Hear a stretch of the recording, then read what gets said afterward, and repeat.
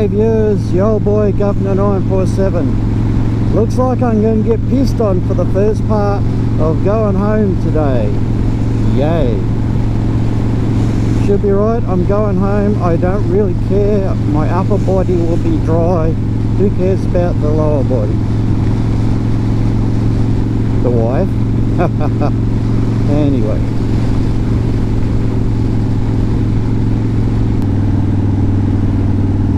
I was gonna have a chat to you about my experience with the police and motorcycling. Now, this isn't such an anti-police in general talk. This is an anti-arsehole traffic copper type of talk.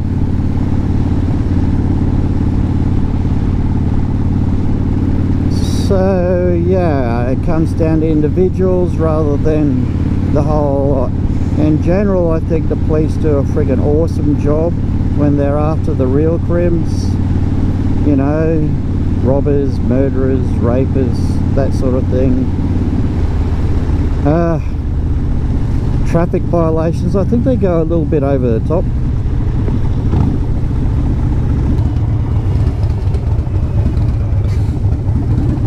I want this side. Ooh, it's pissing down in the city. Suppose I should give you a bit of background into, you know, Australia, well in particular Queensland, and the stigma attached to motorcyclists, especially attached to motorcyclists by the police and the media. It's a little bit unfortunate.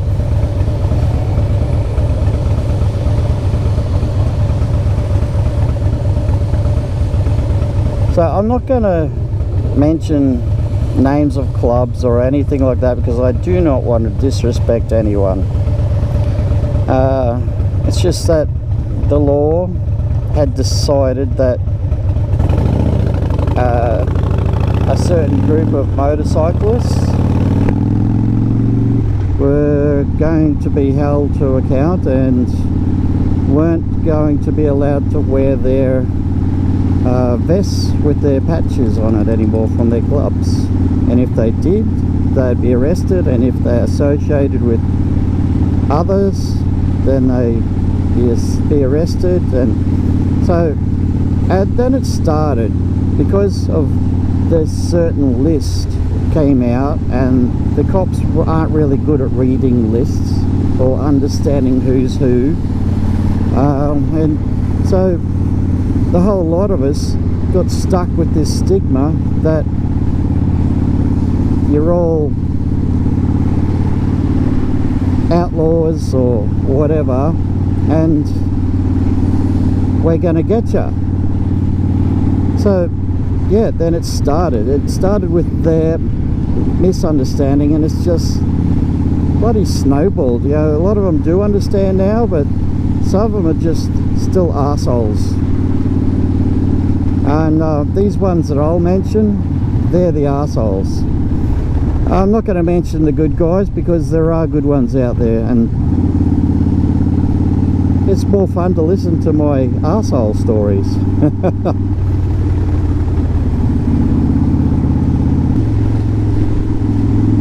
So we had a poker run. Our chapter, we held a poker run for general public to turn up to, and they did, thank you very much. And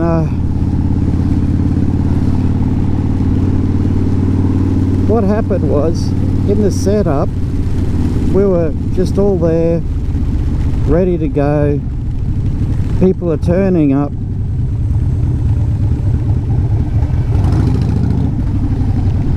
Come on, green, green, green, green. Thank you. So people were turning up, and what happened was, as they're coming in, the cops were going over their bikes, checking their license, and just being general jerks like that. I mean, you say that is their job, but they don't need to do it at a charity event where people are raising money for veterans, or you know, and that's the sort of shit they were doing. They just did not give a shit. We had this stigma attached to us. They were going to screw us over, and it sort of made it worse because there's a copper who got shot and killed up in Toowoomba, and that very day it was his memorial, and so that made it even worse because those guys were probably taking it out on us. Sucks, yeah, but oh well, they're humans too. Apparently they have feelings. So that wasn't really good.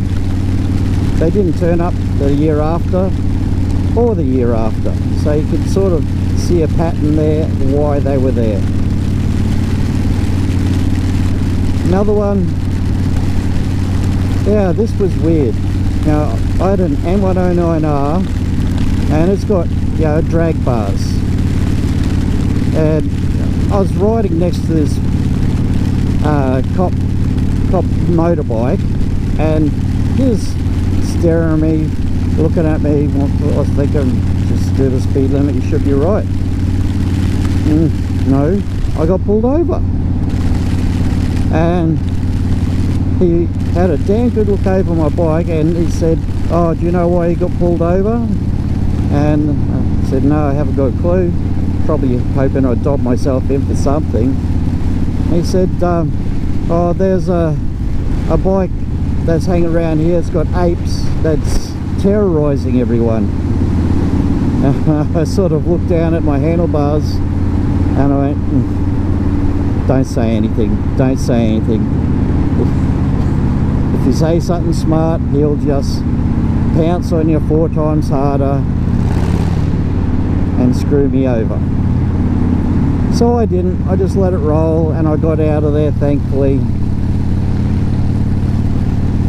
Got away with it again.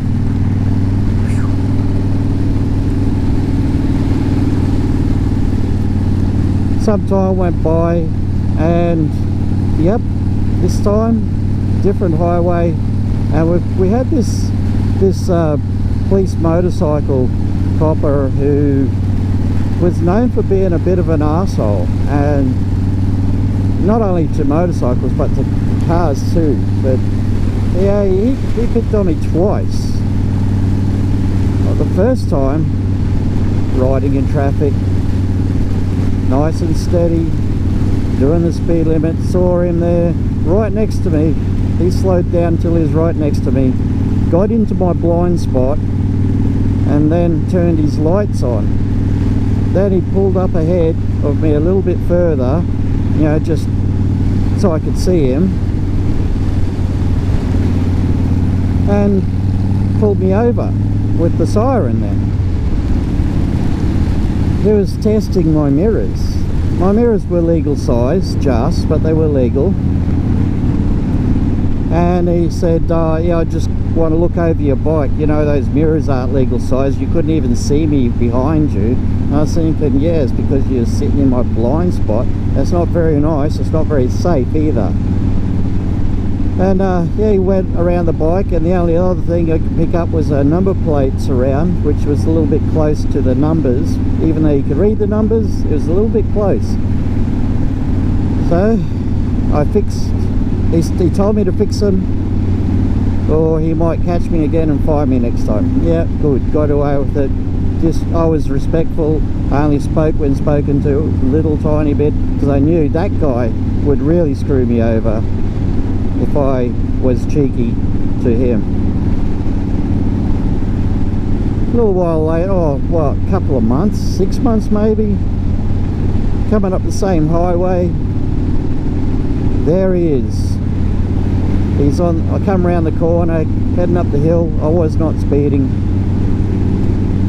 and there he is, facing towards me on my side of the road in the emergency lane with his radar aimed at me. Pulls me over, even though I wasn't speeding, pulls me over, and he just says, oh, I just want to look over your bike. Well, I'm thinking, what the hell?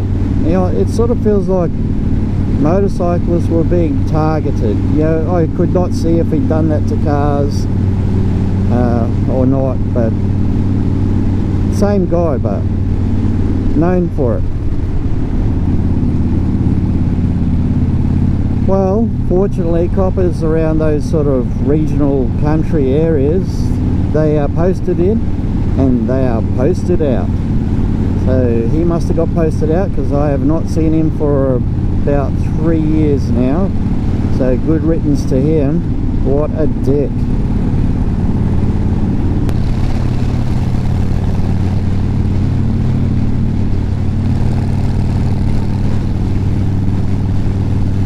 It's just so disappointing to see that, you know, they're serving our state and our country in country.